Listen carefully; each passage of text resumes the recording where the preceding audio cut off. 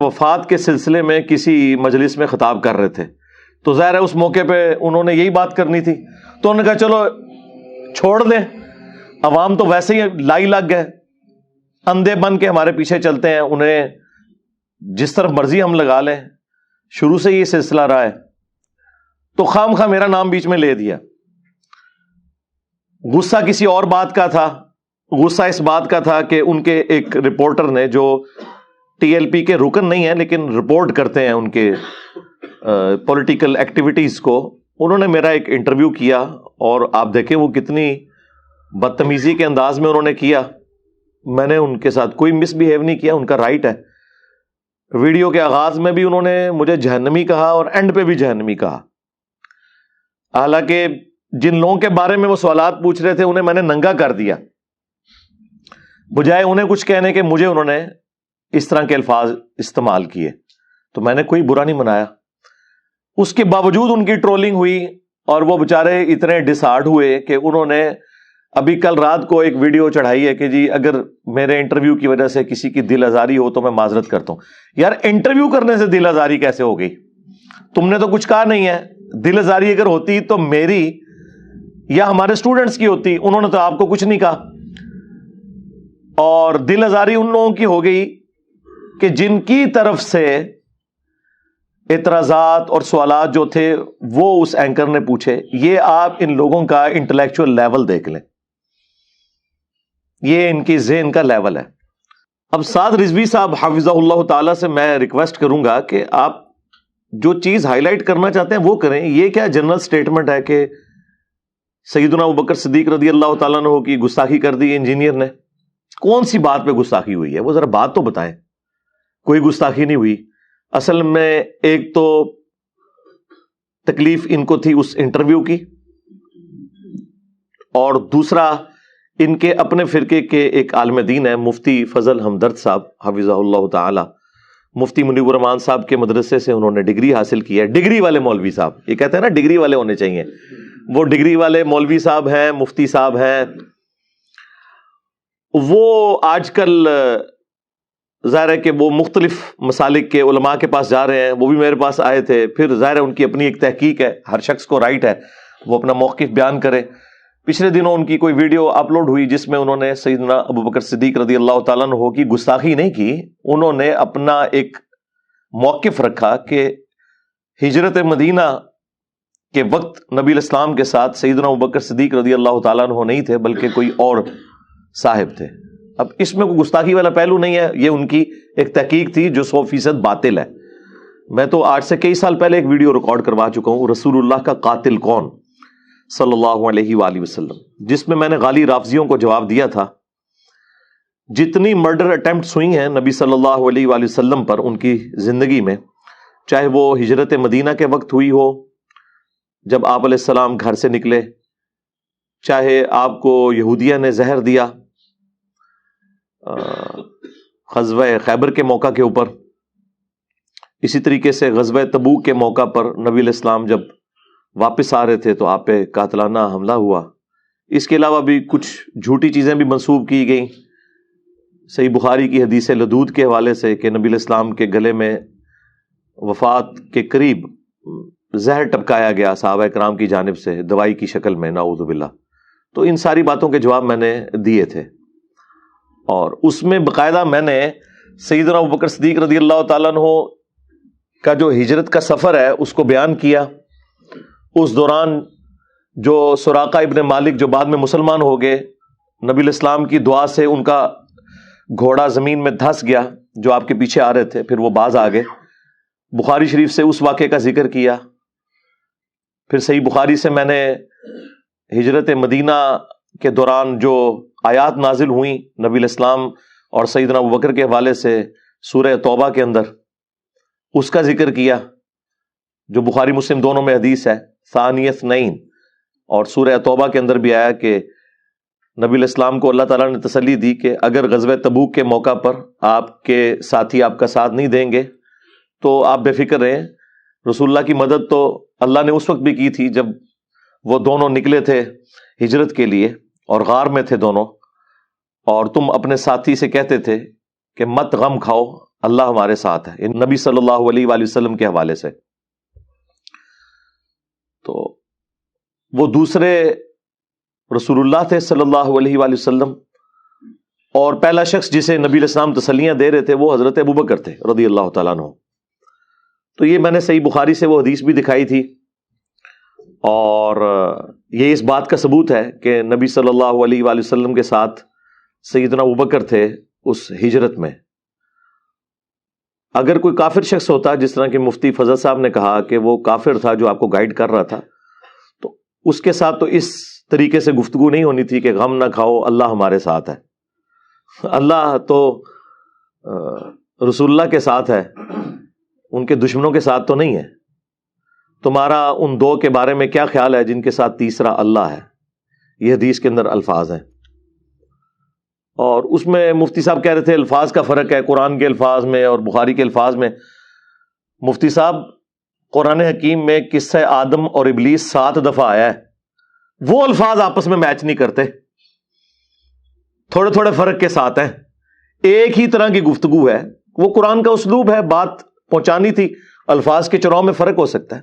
ورنہ 7 دفعہ اگر قصہ آدم اور ابلیس آتا تو اللہ اور شیطان کی جو گفتگو ہے جس کا موڈ ہمیں نہیں پتا، وہ الفاظ تو ایک جیسے ہونے چاہیے تھے. وہ الفاظ میں بھی فرق ہے. وہ الفاظ اسی اعتبار سے ہیں کہ جو ان صورتوں کی عربی لنگوسٹک کے اعتبار سے ڈیوائن میوزک چل رہا ہوتا ہے، جسے میں ڈیوائن میوزک کہتا ہوں، ملکوتی غنا. تو وہ اس اعتبار سے الفاظ کا چناؤ کیا گیا ہے، بات بالمفہوم ڈلیور ہوئی ہے. تو حدیث میں بھی ہو سکتا ہے کہ حدیث میں تھوڑے مختلف الفاظ ہوں، قرآن میں مختلف ہوں، بات بالمفہوم ڈلیور ہو رہی ہوتی ہے، بے وقت ساری باتیں درست ہوتی ہیں. تو اب وہ انکار تو انہوں نے کیا، میرے کھاتے میں پڑ گیا. ان سے بھی خیر مس ہینڈلنگ ہوئی ہے. انہوں نے اس میں یہ دعویٰ کیا کہ اہل تشیع انکار کرتے ہیں اس واقعے کا، حالانکہ میں نے وہ پرانی ویڈیو میں بھی رسول اللہ کا قاتل کون صلی اللہ علیہ وآلہ وسلم، اس میں باقاعدہ اہل تشیع کا جو قرآن کا ترجمہ سید فرمان علی شاہ صاحب حفظہ اللہ تعالی، اگر وہ زندہ ہے، ادروائز رحمہ اللہ تعالی، ان کا جو قرآن کا ترجمہ ہے وہ دکھایا ہے سورہ التوبہ سے، اور حاشیے میں باقاعدہ مینشن ہے کہ یہ دوسرے حضرت ابوبکر تھے. انہوں نے باقاعدہ لکھا ہوا ہے حضرت ابوبکر رضی اللہ تعالیٰ عنہ. تو مفتی صاحب کا یہ دعویٰ بھی باطل ہے کہ شیعہ نہیں مانتے. شیعہ نے تو اپنے قرآن کے ترجمے کے حاشیے میں لکھا ہوا ہے. تو بات تو ختم ہو گئی. بال مفتی صاحب نے اس پوری گفتگو میں کوئی حضرت ابوبکر صدیق رضی اللہ تعالیٰ عنہ کی توہین نہیں کی. انہوں نے اپنا ایک موقف رکھا، اس میں انہوں نے حضرت ابوبکر کو رضی اللہ تعالیٰ عنہ کہا ہے. توہین کہاں سے ہوگی؟ اصل میں وہ میرے کھاتے میں ڈالنے کی کوشش کر رہے تھے انڈائریکٹلی، کہ چونکہ وہ مجھے مل کے گئے ہیں تو اس لیے بھائی میں تو آپ کے والد خادم رضوی صاحب سے بھی کئی دفعہ ملا ہوا ہوں. تو کیا اب خادم رضوی صاحب جو کشف المحجوب کو لہرا لہرا کے اس کا دفاع کرتے تھے، جس میں رسول اللہ کی صراحتاً گستاخیاں لکھی ہوئی ہیں، وہ میرے کھاتے میں ڈالیں گی؟ اور پوری زندگی وہ جواب نہیں دے سکے کسی چیز کا. حتیٰ کہ میں نے یہ بھی مینشن کیا تھا کہ آپ جو یہ نعرہ لگا رہے ہیں نا لبیک یا رسول اللہ، یہ لبیک یا رسول اللہ نہیں ہے، لبیک کا یا رسول اللہ ہے. اگر آپ نے یہ نعرہ لگانا ہے لبیک کو الگ کریں گے، یا رسول اللہ کو الگ کریں گے. یہ عربی لنگوسٹک کا اصول ہے. اور آپ کے والد صاحب کا یہ دعویٰ تھا کہ میں لاکھوں علماء کو صرف اور نحو پڑھاتا رہا ہوں، تو یہ تو ایک بیسک غلطی ہے. اور سٹیج پہ جب انہیں ہائی لائٹ کی گئی تو انہوں نے کہا ایک منڈا ہے نیٹ دے اتنے ہوندا ہے تے وہ کہندا ہے کہ لبیک دا سیگا انج نہیں، ساڈی مرضی ہے جس طرح مرضی لبیک کہیے. وہ کوئی ایک بندہ سنا وہ نیٹ پر وہ کہتا رہتا تھا مولی خادم کو لبیک کسی کا نہیں پتا، وہ بھی تھا. ہمارے کہتے ہیں اس کو جواب دو، لبیک پر وقف کیوں کرتے ہیں؟ میں کاسی کر رہے ہیں، وقف ایسی کیتا ہے تیرے ڈیڈے کیڑا پر وقف کیسی کیتا کہنا لبیک کا ہونا چاہیے. میں کہ تو کا پڑھتا رہو اسی کا لبیک پڑھتے رہتے. یعنی جواب نہیں ہے بجائے اپنی غلطی ماننے کے. تو سعد رضوی صاحب آپ کے ابا جی کو جواب نہیں دے سکے.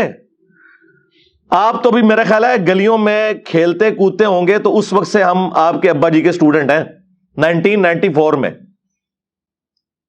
آپ بالغ بھی نہیں ہوں گے اس وقت جس وقت سے میں خادم رضوی صاحب کو جانتا ہوں. ہماری گلی کی مسجد میں ہی آ کے درس دیا کرتے تھے مہینے میں ایک دفعہ. ان کا پیر خانہ بھی جہلم میں تھا. اس وقت داڑھی بھی کالی تھی ان کی، اور یہ ٹانگوں والا مسئلہ بھی نہیں تھا ان کے ساتھ، کھڑے ہو کے بیان کرتے تھے. تو وہ پوری زندگی جواب نہیں دے سکے کسی بات کا، اور آپ لوگوں کی غلطیوں کو گھیر گھار کے میرے کھاتے میں ڈالنے کی کوشش کرتے ہیں.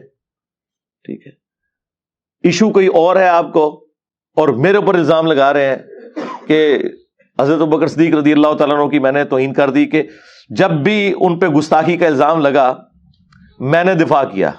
جب ایک غالی رافضی نے، آصف علوی نے سیدنا ابوبکر کے بارے میں بکواس کیا تو میں نے سیدنا ابوبکر صدیق رضی اللہ تعالیٰ عنہ کا دفاع کیا، اور نہج البلاغہ سے میں نے کم از کم 7 خطبات مولا علی علیہ السلام کے، کچھ مکتوب تھے کچھ خطبات تھے، ان سے میں نے خلفائے ثلاثہ کو ڈیفینڈ کیا. حضرت ابوبکر صدیق رضی اللہ تعالیٰ عنہ کی شان میں ساری ویڈیوز میری ہیں، اور اگر کوئی کرتا ہے تو وہ ایک جنرل کوئی بات کرتا ہے ایک ایک حدیث کے نمبر کے ساتھ. اگر اس پلانٹ ارتھ پہ کسی اور نے سیدنا ابوبکر صدیق رضی اللہ تعالیٰ عنہ کی شان بیان کی ہے ایک ایک حدیث کا نمبر ڈسپلے کر کے، تو بتائیں میرے علاوہ. صحابہ کرام کا بھی تعارف ہم نہیں کروایا آ کے، آپ لوگوں نے صرف نام ہی سنے ہوئے تھے. تو آپ لوگوں کا یہ حال ہے کہ آپ تو حضرت ابوبکر صدیق رضی اللہ تعالیٰ عنہ کا وہ خطبہ ہی نہیں بیان کر سکتے جو انہوں نے رسول اللہ کی میت کے اوپر دیا. جاؤ، میرا چیلنج ہے حافظ صاحب، اپنے ممبر سے صحیح بخاری میں کم از کم 4 جگہ جو حضرت ابوبکر کا خطبہ آیا ہے نا رسول اللہ کے جنازے کے اوپر، وہ بیان کر کے بتاؤ.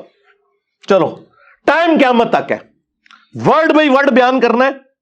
عربی لنگوسٹک میں جو اس کا ترجمہ بنتا ہے نا وہ اپنی پبلک کو بتانا ہے. تمہاری پبلک تمہارے اوپر 295 سینہ نہ لگائے تو مجھے پکڑ لینا آ کے. جاؤ، قیامت تک کے لیے چیلنج ہے. آپ مجھے بتائیں کیا وہ بیان کر سکتا ہے خطبہ؟ Never, not at all.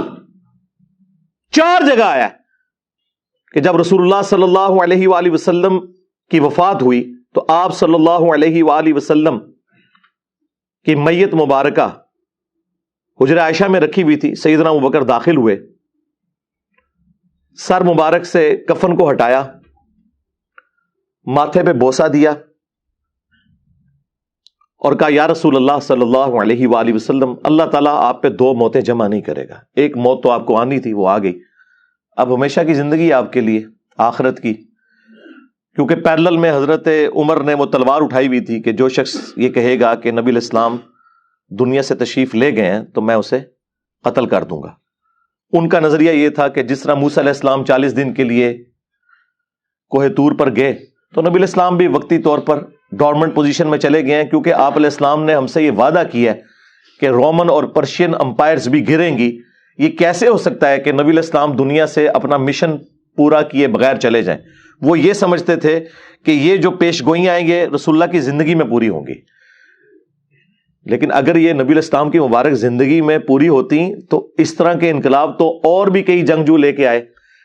نبی صلی اللہ علیہ وآلہ وسلم تو اللہ کے پیغمبر تھے، اور اللہ تعالیٰ کی غیبی تائید تھی آپ علیہ السلام کے ساتھ کہ آپ کی وفات کے بعد ہزاروں لوگ مرتد ہو گئے جنہوں نے فتح مکہ کے موقع پر کلمہ پڑھا تھا.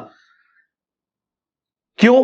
کہ انہوں نے نبی علیہ السلام کو ایک جنگجو کے غلبے کے طور پر تسلیم کیا اور پیغمبر اسی وجہ سے مان لیا. اسی لیے قرآن میں آیا کہ یہ اعرابی لوگ کہتے ہیں کہ ہم ایمان لے کر آئے ہیں. اے نبی تم ان سے فرماؤ تم ایمان نہیں لائے ہو، اسلام لے کر آئے ہو. ایمان تو ابھی ان کے دلوں میں داخل ہی نہیں ہوا. اور وہ بات بالکل ٹھیک نکلی.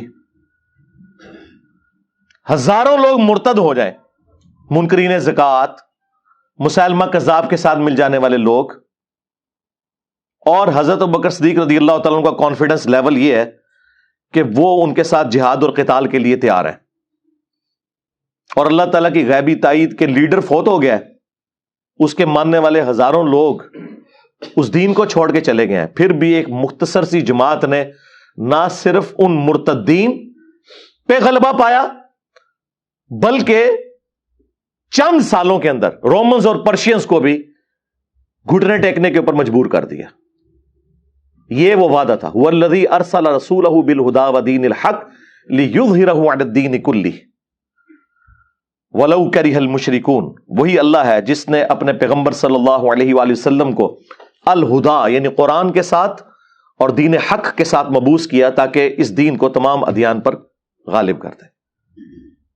بہرحال حضرت عمر کو غلطی لگی، وہ یہ سمجھتے تھے کہ نبی علیہ السلام خود یہ مشن مکمل کر کے جائیں گے. لیکن حضرت بکر صدیق رضی اللہ تعالیٰ عنہ نے اپنا کانفیڈنس لوز نہیں کیا. اس غم کے موقع پر بھی انہوں نے جرت دکھائی, نبی الاسلام کی میت کو بوسہ دیا, حجرہ عائشہ سے باہر نکلے, ممبر پہ چڑھے اور لوگوں سے کہا کہ عمر کو اس کے حال پہ چھوڑ دو, تم میری طرف متوجہ ہو. ظاہر حضرت ابوبکر کا ایک مرتبہ صحابہ میں زیادہ تھا, لوگ حضرت عمر کو چھوڑ کے ان کی طرف متوجہ ہو گئے. پہلا جملہ جو سیدنا ابوبکر صدیق رضی اللہ تعالیٰ عنہ علیہ السلام نے بولا, جو بخاری میں کم از کم 4 جگہ آیا ہے, ممبر پہ چڑھ کے حمد و صلات کے بعد, وہ پاکستان کے قانون 295C میں صراحتاً گستاخانہ جملہ ہے ان کی ڈاکٹرن میں, اور ہماری ڈاکٹرن میں بالکل فٹ ان بیٹھتا ہے قرآن اور سنت کے اندر. الا من کان یعبد محمدا فان محمدا قد مات,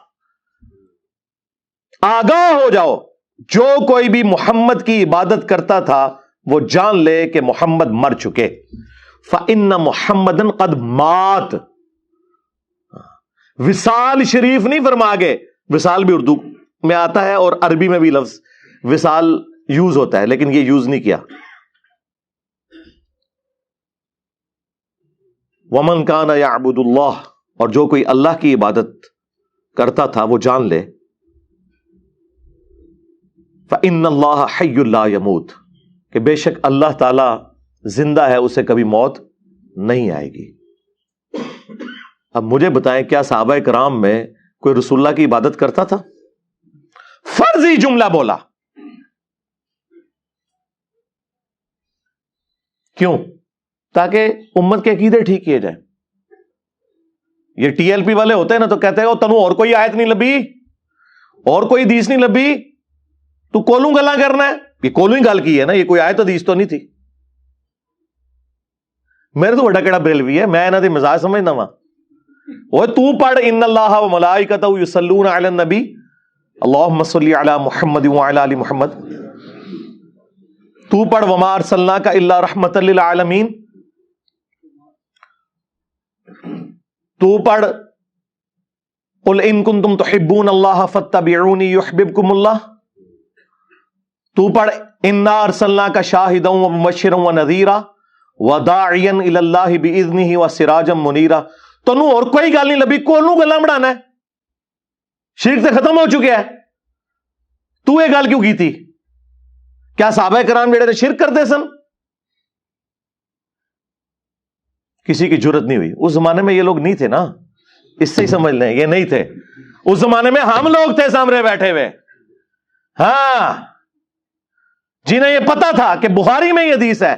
سیدنا عمر فاروق رضی اللہ تعالیٰ عنہ کہتے ہیں میں نے خود رسول اللہ سے اپنے کانوں سے ممبر پہ یہ بات سنی تھی کہ دیکھنا میری شان کو اس طرح بلند نہ کرنا جس طرح نصارہ نے اپنے پیغمبر کو بڑھا دیا تھا. میں اللہ کا بندہ اور اس کا رسول ہوں, مجھے اللہ کا بندہ اور اس کا رسول ہی کہنا. محمدن عبدہ ورسولہ صلی اللہ علیہ وآلہ وسلم. اس کائنات نے سب سے بڑا شرک دیکھا ہے نا, تو ایک پیغمبر کے نام کے اوپر دیکھا ہے, عیسیٰ ابن مریم کے نام کے اوپر.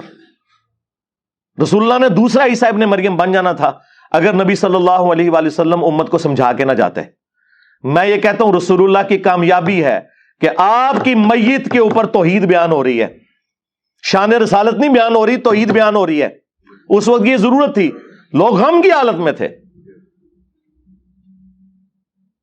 نبی علیہ السلام تو اسی دن کامیاب ہو گئے.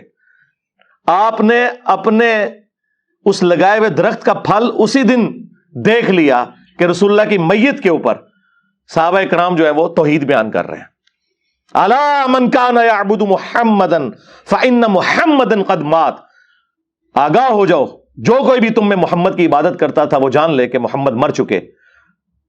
ومن کان یعبد اللہ فان اللہ حی لا یموت. اور جو کوئی اللہ کی عبادت کرتا تھا وہ جان لے کہ اللہ تعالیٰ کو کبھی موت نہیں آئے گی, وہ ہمیشہ زندہ رہے گا. اس پہ اکتفا نہیں کیا سیدنا ابوبکر نے, اس کے بعد قرآن کی آیت تلاوت کی, سورہ آل عمران آیت نمبر 144. وما محمد الا رسول قد خلت من قبلہ الرسل. محمد تو نہیں مگر ایک رسول, ان سے پہلے بھی کئی رسول گزر چکے. افئن ماتا، اگر یہ مر جائیں، اور ان کے ترجمے میں وصال شریف فرما جائیں، کولو لفظ بنائے نے وصال شریف. بھائی قرآن یہ لفظ نہیں تھا استعمال کر سکتا ہے، وصال تو عربی کا لفظ ہے. او قتلا، یا قتل ہو جائیں. یہ ہوتے تو کہتے یا اللہ شہیدہ لفظ یوز کر لے، تھوڑی احتیاط ہو جائے گی نا، گستاخی نہیں ہونے لگی. شہید بھی عربی کا لفظ تھا. یا قتل ہو جائے تو کیا تم اپنے دین سے الٹے قدم پھر جاؤ گے؟ یعنی رسول اللہ پہ کوئی احسان کیا تم نے ایمان قبول کر کے؟ نبی علیہ السلام کے جانے کے بعد وہ تو اپنا مشن پورا کر کے چلے گئے، اب تمہاری ذمہ داری ہے. اور پھر اللہ تعالیٰ فرمایا کہ جو ثابت قدم رہنے والے ہیں اللہ تعالیٰ عنقریب انہیں جزا دے گا. صحابہ اکرام کہتے ہیں کہ بس ان دنوں ہم جب بھی ایک دوسرے سے ملتے نا اسے یہی آیت سنایا کرتے تھے. بخاری کے الفاظ ہے، جب بھی ایک صحابی دوسرے کو ملتا نا تو وہ یہ آیت سناتا، وما محمد الا رسول قد خلت من قبلہ الرسل افئن مات او قتل. اچھا اندازہ کریں صحابہ کرام ایک دوسرے کو یہ آیات سنا رہے ہیں جس آیت کا بیان کرنے کی گستاخی ہے پاکستان کے اندر. وہ اپنا غم ٹھنڈا کر رہے ہیں. اور بخاری کے الفاظ ہے، حضرت عمر کہتے ہیں مجھے لگا کہ یہ آیت پہلی دفعہ آج نازل ہوئی ہے، حالانکہ ہم نے پہلے سنی ہوئی تھی. یہ غزوہ احد کے موقع پر نازل ہوئی تھی جب نبی علیہ السلام کی شہادت کی افواہ پھیل گئی تھی. اور حضرت عمر کے الفاظ ہیں کہ میرے پاؤں میرے جسم کا بوجھ نہیں اٹھا سکے جب میں نے حضرت ابوبکر سے یہ آیت سنی اور تلوار ان کے ہاتھ سے چھوٹ گئی.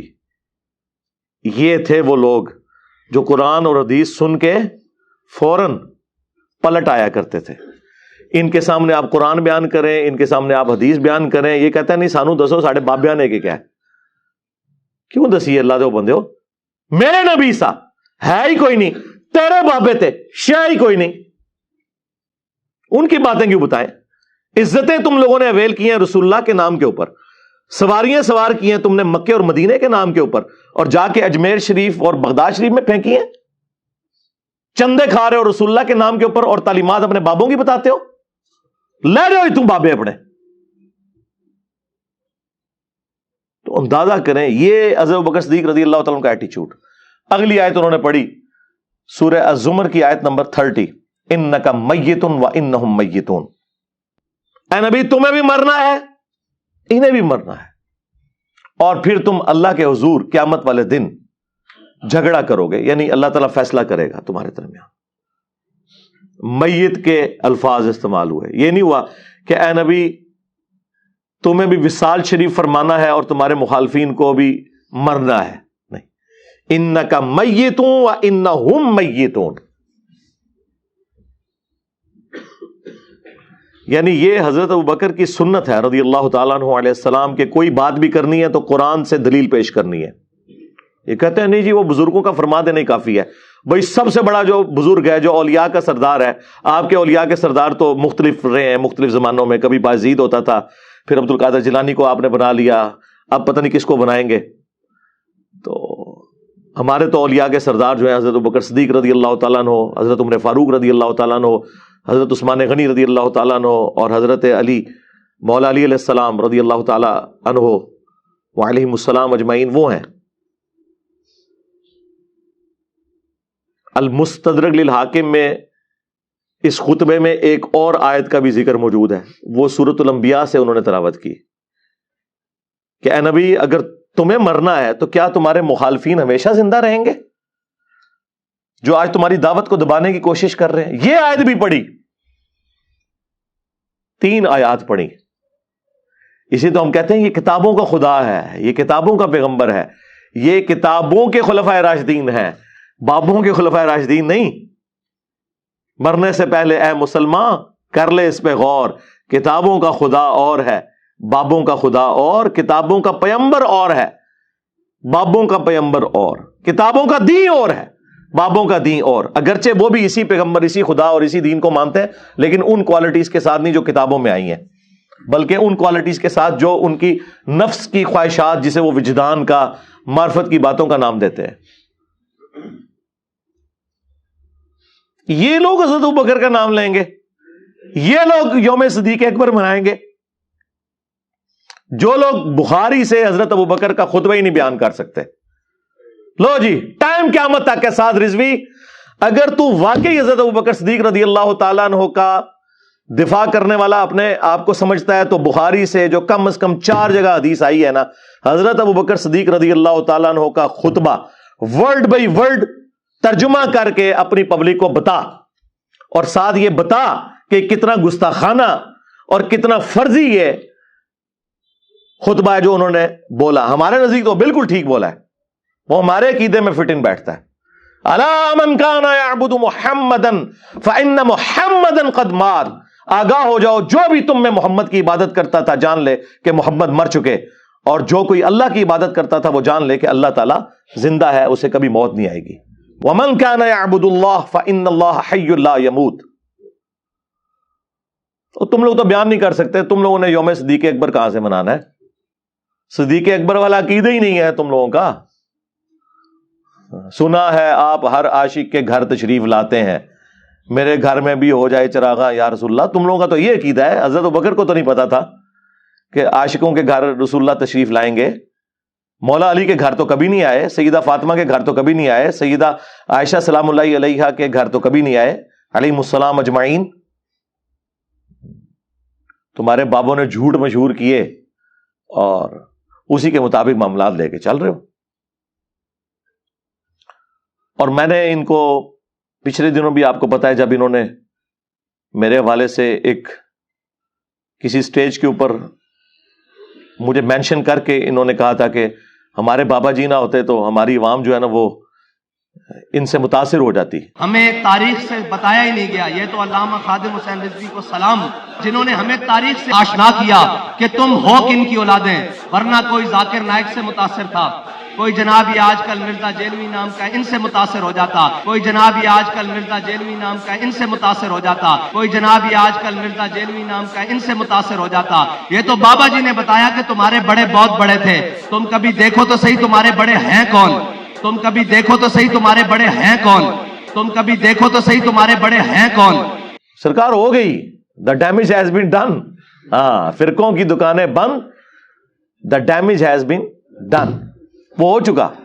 تو اس وقت بھی میں نے ان کے بابوں کی گستاخانہ عبارتیں بتائی تھیں ان کی کتابوں سے، اور میں نے کہا تھا کہ تم یہ اعلان برات کر دو ان کتابوں سے، تو میں اور میرے سارے سٹوڈنٹس اگلے الیکشنز جو 2023 میں ہونے والے ہیں، ہم کرین کے اوپر ٹی ایل بی کو ووٹ دیں گے اگر آپ لوگ یہ مان لیں کہ یہ گستاخانہ عبارتیں جو ہے نا یہ کتابوں میں غلط لکھی ہوئی ہیں۔ مانتے ہیں اندر خانے، لیکن سامنے اقرار اس لیے نہیں کرتے کہ وہ کہیں گے یار اسی بنیاد پہ تو ہم نے دیوبندیوں اور وہابیوں کو رگڑا لگایا تھا۔ ہاں، میرا خیال ہے اس میں کوئی حرج نہیں ہے، آپ کی عزت میں اضافہ ہوگا۔ یہ لاکھوں میرے سٹوڈنٹس آپ کو خام خام میں مل جائیں گے، یار آپ لوگ ہمت کریں۔ اور اس میں نے کہا تھا کہ آپ کی جو تحریک ہے یہ ختم نبوت تحریک نہیں ہے، یہ اینٹی قادیانی تحریک ہے۔ ختم نبوت تحریک وہ ہوگی جو غلام احمد قادیانی دجال اسے بھی کنڈیم کرے گی، اور اشرف علی رسول اللہ جس کو آلریڈی آپ غلط سمجھتے ہیں، اور چشتی رسول اللہ، ہاں، جو آپ کے اندر ایک مجدد آیا جس نے آپ کو بتایا آ کے، کیونکہ چند سال پہلے تک تو آپ اپنے مناظروں میں چشتی رسول اللہ کا دفاع کرتے تھے۔ خواجہ نے کیا فرمایا؟ سنو کہ میں کون ہوں اور کیا ہوں، محمد الرسول اللہ صلی اللہ علیہ وسلم کے دربار کے کمینے غلاموں میں سے ایک ہوں، کمینے غلاموں میں سے ایک ہوں، کمینے غلاموں میں سے ایک ہوں۔ آج کہہ رہے ہیں کتابیں چینج ہو گئی ہیں، آئے ہو نا داڑھ تھلے ہون، کتاباں چینج ہو گئی ہیں نے۔ اور دوسرا ان کے پاس پتا کیا آپشن تھا؟ وہ جی اعلیٰ حضرت جو ہے نا وہ ہمارے عالم ہے، صوفیاء کی باتیں چھوڑیں، اعلیٰ حضرت سے ثابت کریں۔ تو ہم نے اعلیٰ حضرت سے بھی ثابت کر دیا کہ اعلیٰ حضرت نے فتاوی رضویہ کے اندر جس کتاب کی تعریف کی ہے سبع سنابل کے اندر بھی چشتی رسول اللہ لکھا ہوا ہے۔ اگر اعلیٰ حضرت کو پتا تھا کہ چشتی رسول اللہ اس میں لکھا ہے، اس کے باوجود انہوں نے تعریف کی اور یہاں تک کہا کہ رسول اللہ کی بارگاہ میں یہ کتاب مقبول ہے، نعوذ باللہ، چشتی رسول اللہ والی کتاب۔ اگر تو یہ انہوں نے جان بوجھ کے کیا تو فارغ، اور اگر انہوں نے اگنورینس میں کیا تو ان کا علم غیب فارغ. سارے بابیاں دا علم غیب فارغ ہے. تانوں کئی سو سال تو پتہ ہی نہیں لگا تواڈے بابیاں نے کی لکھیا ہے, انجینئر صاحب نے آ کے دسیا ہے. تے تواڈا مجدد کون ہویا پھر؟ منو نہ کبھی ہو, ہاں منو نہ کہنا بھائی. ہمیں آپ باتیں کرتے ہیں. پوری زندگی خادم رضوی صاحب زندہ رہے, ان کی زندگی میں میری ویڈیوز ملینز میں پہنچی, لوگوں نے ان کے ہاتھوں میں جا کے دی کہ حضرت جرت کریں اور جواب دیں انجینئر کو. ان کو پتا تھا کہ انجینئر ٹھیک بول رہا ہے, لیکن دوسری طرف وہ داتا دربار پہ بیٹھ کے وہ کشف المحجوب علی بن عثمان حجویری المعروف داتا صاحب کی لہراتے رہے. جدہ کوئی مرشد نہ ہوئے کتاب پڑھ لے. اور میں نے اسی کتاب سے ثابت کیا کہ اس کتاب کے اندر رسول اللہ صلی اللہ علیہ وآلہ وسلم پر جھوٹ باندھا گیا کہ آپ اپنے ایک صحابی کی بیوی پہ عاشق ہوئے, نعوذ باللہ. سکر والے چیپٹر میں بایزید بستامی کا سکر ثابت کرنے کے لیے انہوں نے رسول اللہ پہ جھوٹ باندھا اور رزلٹ نکالا اس سے. اور جنید بغدادی کا صاحب ثابت کرنے کے لیے انہوں نے حضرت داؤد علیہ السلام کا ایک سکینڈل ایک صحابیہ کے ساتھ لکھ دیا. ان کے ایک صحابی تھے اوریا ان کی بیوی کے ساتھ, نعوذ باللہ, جو تورات کے اندر بھی موجود ہے ٹیمپرڈ فارم میں. ان لوگوں کا علمی لیول یہ تھا. تو آئے نا رد کریں. اسی کشف المحجوب کے اندر انہوں نے بایزید کے حوالے سے لکھا کہ وہ کہتے تھے سبحانی ما اعظم شأنی, میں پاک ہوں, میری شان کتنی بلند ہے. اور وہ ساتھ لکھتے ہیں کہ ان کے منہ سے اللہ بول رہا تھا استغفر اللہ. یہ عقیدہ تو رسول اللہ کے بارے میں نہیں ہمارا, وہاں بھی ہمارا عقیدہ ہے وما ينطق عن الهوى ان هو الا وحی یوحى. نبی علیہ السلام اپنی خواہش نفس سے کچھ نہیں کہتے, وہ وہی کہتے ہیں جو اللہ تعالیٰ انہیں وہی کرتا ہے. وہی ہے, اللہ نہیں بولتا منہ سے.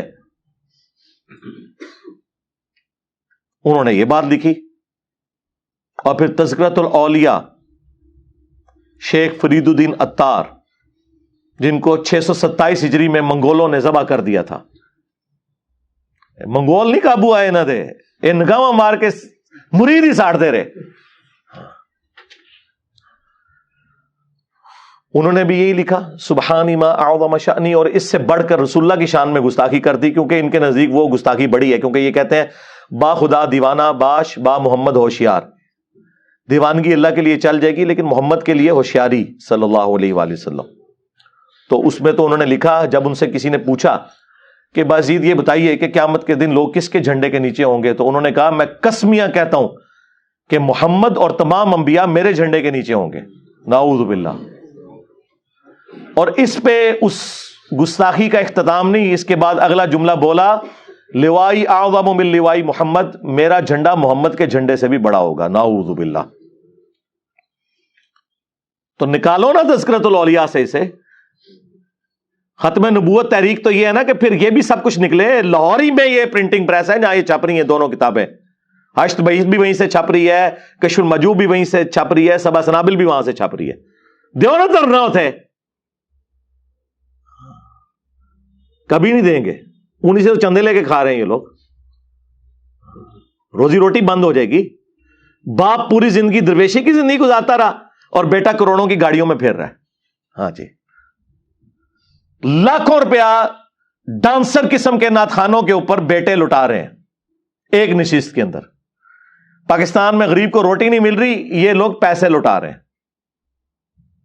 اور باپ کا حال یہ تھا کہ اس بیچارے نے اپنی گاڑی بیچی. اچھا باپ تو گاڑی بیچ کے چلا گیا تھا, تمہارے پاس گاڑیاں کہاں سے آ گئی ہیں؟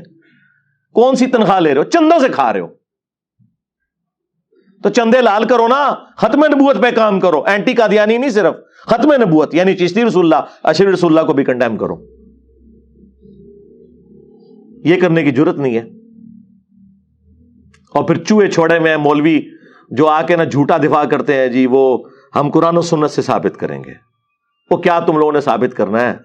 تم لوگوں کا لیول ہی نہیں, تمہیں پتہ ہی نہیں تمہارے ساتھ کیا ہو چکی ہوئی ہے. اور جی بخاری شریف میں ایک حدیث موجود ہے, ایک حدیث, وہ بخاری شریف میں مولا علی کا قول تعلیقاً امام بخاری چیپٹر کی ہیڈنگ میں لے کے آئے. اس کی مرفوع سند سنن ابن ماجہ میں ہے کہ نبی صلی اللہ علیہ وآلہ وسلم نے فرمایا کہ 3 لوگوں سے اللہ تعالیٰ نے قلم اٹھا لیا ہے. نمبر 1 جو مجنون ہے، پاگل شخص ہے. نمبر 2 جو نابالغ ہے. اور نمبر 3 جو سویا ہوا ہے. مولا علی نے یہ اس وقت بیان کیا، صحیح بخاری میں آتا ہے، جب حضرت عمر نے کسی پاگل شخص کے اوپر ہاتھ جاری کی تو انہوں نے کہا امیر المومنین اس پہ ہاتھ نہیں لگے گی، اس سے شریعت کا قلم اٹھا ہوا ہے.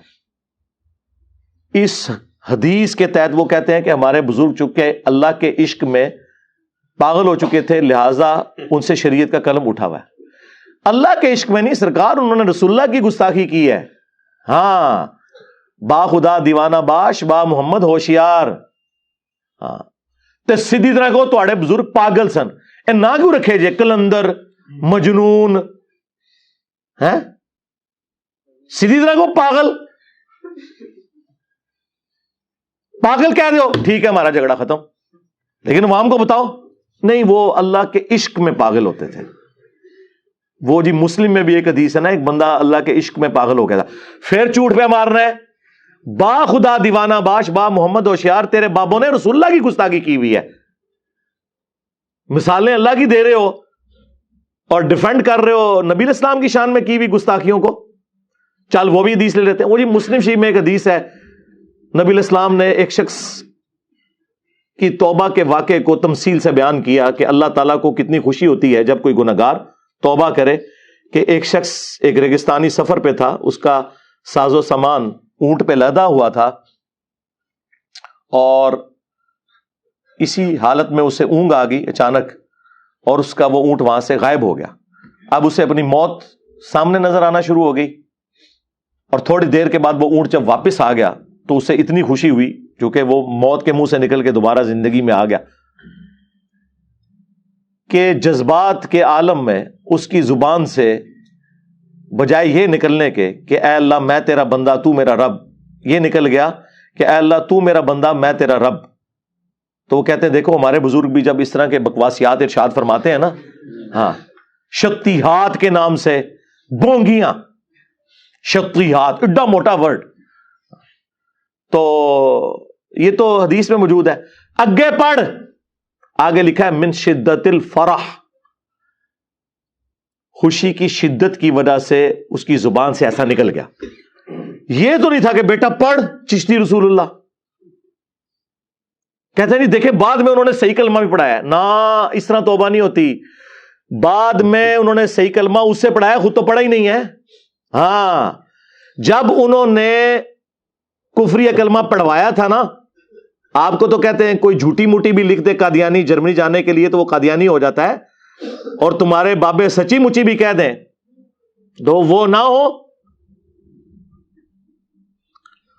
پڑھوایا، بعد میں انہوں نے توبہ نہیں کروائی بلکہ کہا کہ چل اب دوسرا بھی پڑھ لے، میں نے تو ویسے ویسے پڑھایا تھا. کیا ابو بکر عمر عثمان و علی رضی اللہ عنہم اجمعین وعلیہم السلام اجمعین جھوٹی موٹی اپنے ناموں کے کلمے پہلے پڑھاتے تھے چیک کرنے کے لیے؟ ابو بکر عمر عثمان و علی جیسا ہے ہی کوئی نہیں، تو اڈے سارے بابے دے شاہی کوئی نہیں. بعد میں پڑھا لیا نا سرکار، بعد کو چھوڑے. پہلے جب انہوں نے پڑھایا تو چاچی بھی گئی، نکاح ٹوٹ گیا، بیعت بھی ٹوٹی تے تیری چاچی بھی گئی. ان کو چاہیے تھا کہ وہ کہتے کہ میرا نکاح ٹوٹ گیا، پہلے تو میں تیری چاچی دوبارہ نکاح لے کے آواں، بیچاری کار بیٹھی ہوئے گی انتظار کر رہی ہوئے گی، اور اس کے بعد سب سے پہلے میں خود مرید ہوں گا کیونکہ میں نے کلمات کفر کہلوائے تھے، تو میں پہلے مسلمان ہوں گا، میں بھی اپنی چین جوڑوں گا تصوف کی، پھر تجھے مرید کروں گا. بعد میں تو مرید وہ کر ہی نہیں سکتے تھے. دیکھو کتنی ٹیکنیکل غلطیاں ہوتی ہیں ان کی ان چیزوں کے اندر. چاچو دی چاچی گئی تے پتریے نو کتوں انہوں نے مرید کرنا ہے، اپنی بیعت ٹوٹ گئی. تو دیکھیں کس قسم کے یہ لیم ایکسکیوزز کے ذریعے اپنے بابوں کا دفاع کرنے کی کوشش کرتے ہیں.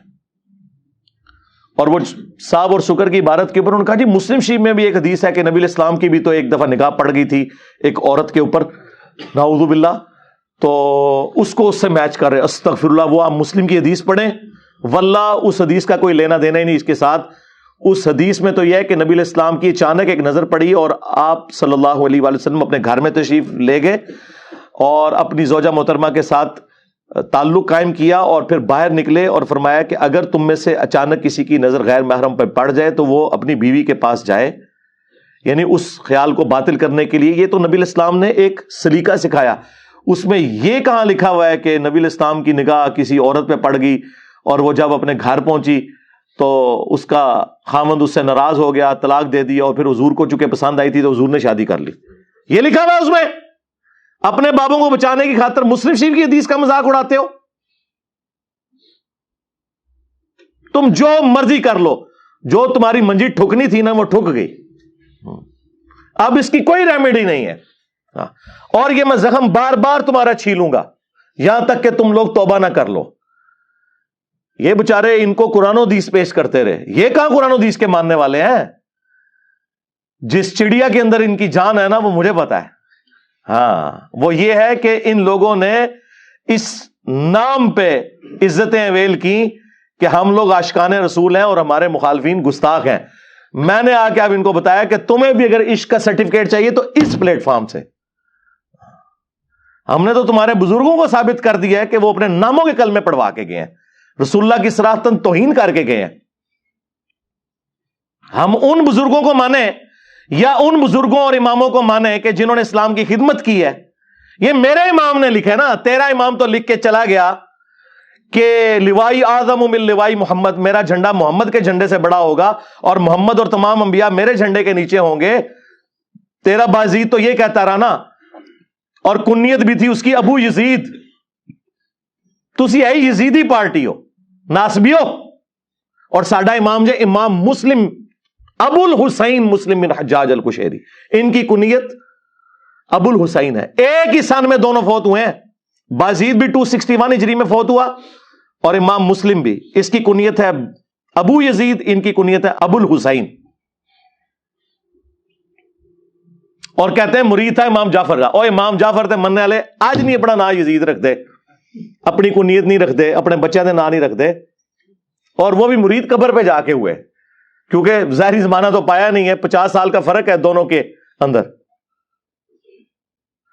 تو اور ہمارا امام مسلم شریف میں حدیث